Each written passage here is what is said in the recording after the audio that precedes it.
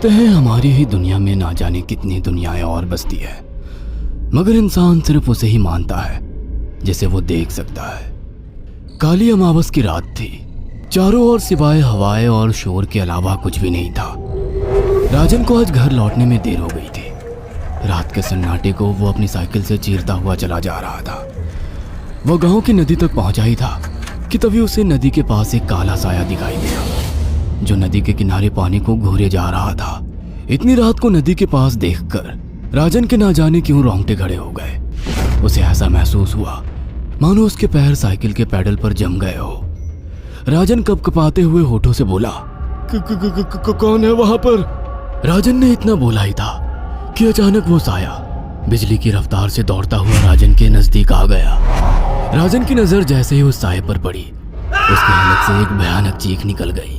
इस घटना के 1 महीने बाद अर्जुन का सारा ध्यान ड्राइविंग पर था। उसकी पत्नी शिखा कार में ड्राइविंग सीट के बगल में बैठी हुई एक मैगजीन पढ़ रही थी। शिखा ने मैगजीन रखकर अर्जुन की ओर देखकर कहा, और कितनी दूर रह गया है तुम्हारा गांव अर्जुन?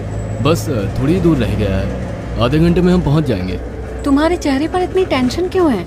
टेंशन क्यों नहीं होगी शिखा, मैंने अपनी माँ को बगैर बताए तुमसे लंदन में शादी जो कर ली।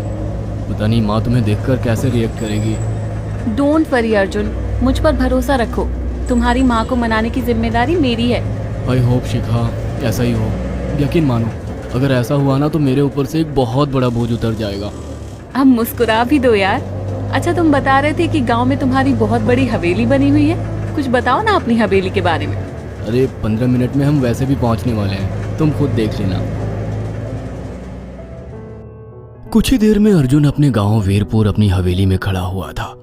अर्जुन की मां अर्चना देवी अर्जुन के स्वागत के लिए हवेली के बाहर खड़ी हुई थी। अर्जुन ने दौड़कर अपनी मां के पैर छुए और डरते हुए बोला, ये शिखा है मां, मेरी पत्नी।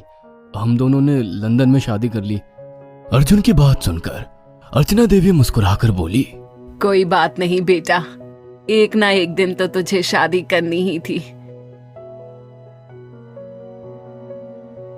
इतना बोलकर अर्चना ने अपनी बहू को गले लगा लिया और वो अंदर आने का इशारा करती हुई वहां से चली गई।